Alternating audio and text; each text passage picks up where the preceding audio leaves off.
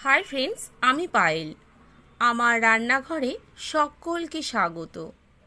আজ আমি আপনাদের সাথে শেয়ার করব ঠাকুরবাড়ির কুমড়োর ছক্কা। আমরা সকলেই বাড়িতে কুমড়োর ছক্কা প্রায় বানিয়ে থাকি, কিন্তু ঠাকুরবাড়িতে এই কুমড়োর ছক্কা কিভাবে বানানো হতো আর কি দিয়ে এই কুমড়োর ছক্কা ঠাকুর পরিবারে বানানো হতো তারই রেসিপি আজকে আপনাদের সাথে শেয়ার করছি। ভিডিওটি একটুও স্কিপ না করে সম্পূর্ণ দেখার অনুরোধ রইল। আমার চ্যানেল এখনও না সাবস্ক্রাইব করে থাকলে আমার চ্যানেলটিকে সাবস্ক্রাইব করে নেওয়ার অনুরোধ রইল। পাশে থাকা অল বেল আইকনটিকে অবশ্যই প্রেস করে দেবেন, তাহলে আমি যখনই কোনো ভিডিও আপলোড করব আপনাদের কাছে দ্রুত নোটিফিকেশান পৌঁছে যাবে। সবার প্রথমে গ্যাসে আমি কড়াই বসিয়ে সর্ষের তেল গরম করে নিয়েছি। দিয়ে দিয়েছি 2টো গোটা শুকনো লঙ্কা আর হাফ চামচ পাঁচফোড়ন। তারপর আলুগুলোকে আমি প্রথমে হালকা করে ভেজে নেব। গ্যাসের ফ্লেমটা কিন্তু আমি মিডিয়ামে রেখেছি। আলুটা ভাজতে ভাজতে এখন আমি এর মধ্যে অ্যাড করে দিচ্ছি পরিমাণ মতো হলুদ গুঁড়ো। তারপর আবারও আলুটাকে ভালো করে নাড়াচাড়া করে নেব। আলুটাকে ভালো করে নাড়াচাড়া করে নিচ্ছি। এবারে আমি এর মধ্যে দিয়ে দেবো আগে থাকতে কেটে রাখা আলুর মতোই টুকরো করে কুমড়োগুলোকে। তারপর আলু আর কুমড়োকেও ভালো করে মিডিয়াম ফ্লেমে আমি নাড়াচাড়া করে নিচ্ছি। এখন আমি দিয়ে দিলাম পরিমাণ মতো লবণ। লবণটা দিয়ে ভালো করে মিশিয়ে নিতে হবে।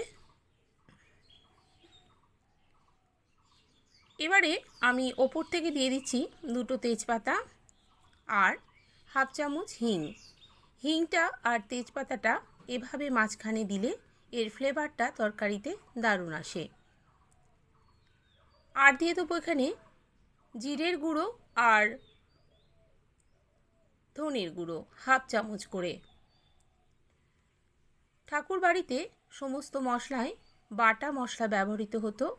আধুনিককালে আমরা যেহেতু গুঁড়ো মশলা ব্যবহার করি, তাই আমি এখানে গুঁড়ো মশলা দিলাম। দিয়ে দিলাম কাঁচা ছোলা। তারপর পরিমাণ মতো জল দিয়ে দিয়েছি।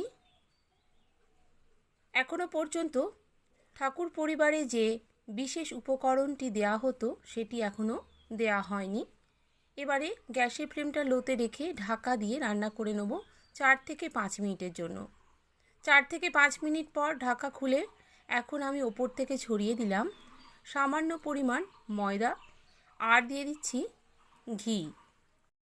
ঘি আর ময়দা দিয়ে দেবার পর এখন আমি দিয়ে দিচ্ছি শাহি গরম মশলার গুঁড়ো। যদিও ঠাকুর বাড়িতে বাটা গরম মশলা ব্যবহৃত হতো। তারপর সব কিছু উপকরণ প্রথমে খুব ভালো মতো নাড়াচাড়া করে নিতে হবে। ভালো করে নাড়াচাড়া আমি করে নিয়েছি। এখন আমি দিয়ে দেবো চিনি। আমি এখানে 1 চামচ চিনি ব্যবহার করছি। আর দিয়ে দেবো স্পেশাল উপকরণ লেবুর রস।